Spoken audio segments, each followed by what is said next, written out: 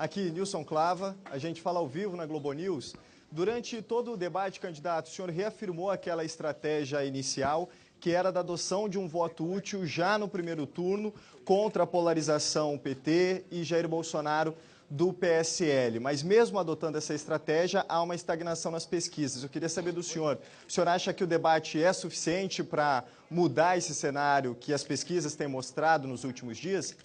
Claro que a Globo gostaria que fosse assim, mas a Globo, infelizmente, ela não manda. Ela tem uma certa influência, mas não manda. O que eu estou preocupado é com a sorte do Brasil.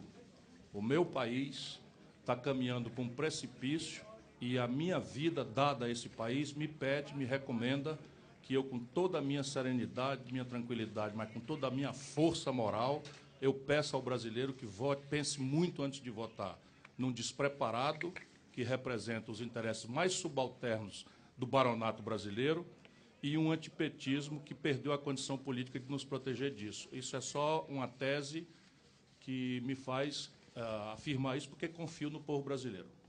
Com você, Heraldo. Não, francamente. Boa noite, candidato. Alexandre Tortoriello, da TV Bandeirantes. Oi, boa noite, candidato. Alexandre Tortoriello, da TV Bandeirantes. Eu gostaria de saber se a ausência de Bolsonaro aqui nesse debate tornou mais difícil essa tentativa sua e de outros candidatos agora de chegar ao segundo turno. Veja, uma democracia é um regime de cidadania. Se um cidadão acha que um candidato que é favorito na pesquisa pode fazer uma entrevista por oportunismo numa outra rede de televisão, essa, por sua vez, propriedade de uma igreja evangélica, na hora do debate, que está aprazado há meses, o povo brasileiro decide. Eu acredito muito na força do povo brasileiro e acho que a questão da autoridade moral nossa é que tem que fazer. Quem faz esse tipo de coisa simplesmente não respeita regra nenhuma, é um espertalhão. E é isso que o Brasil aguenta, um espertalhão que nunca administrou um botequim dos pequenos, que é deputado federal há 28 anos, ligado a tudo que podre e de salafrário que há na política do Rio de Janeiro, e que não se apresenta para o debate e alegando para o seu militante que está sob ordem médica e dá uma entrevista que dá muito mais tempo do que ficar sentado aqui e falar 5, 10 minutos. Pense o brasileiro se isso é razoável. Ciro Gomes, ainda dentro desse tema, eu gostava de perguntar-lhe o seguinte para a televisão... Opa, onde tu estás? Que não estou aqui. Opa. Gostava de perguntar-lhe o seguinte para a televisão portuguesa, se acha que isso que acabou de descrever por parte de um outro candidato é uma falta de prova de cultura democrática.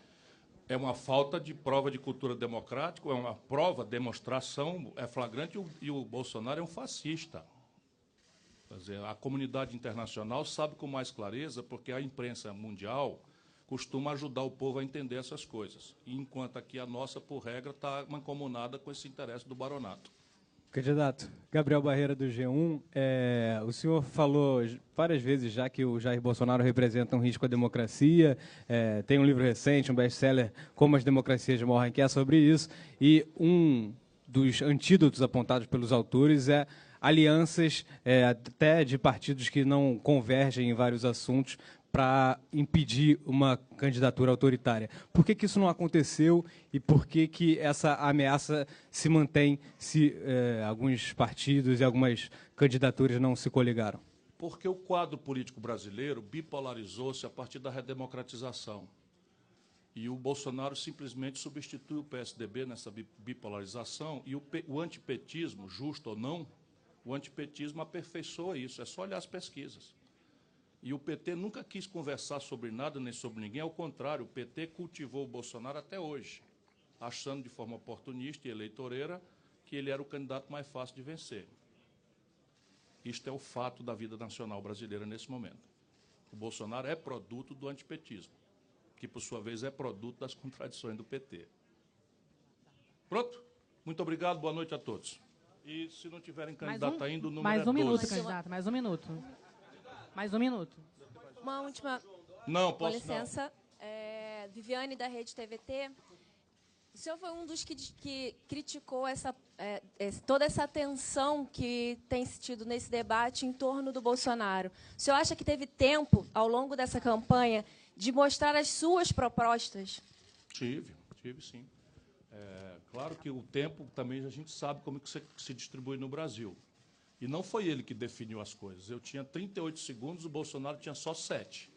Não foi falta de tempo para apresentar as propostas que explicou isso, não. Foi mais a leitura que a grande mídia fez e o oportunismo do PT, que escolheu o Bolsonaro porque achava que era fácil de derrotar. Encerrado o seu tempo, candidato. Muito obrigado a todos.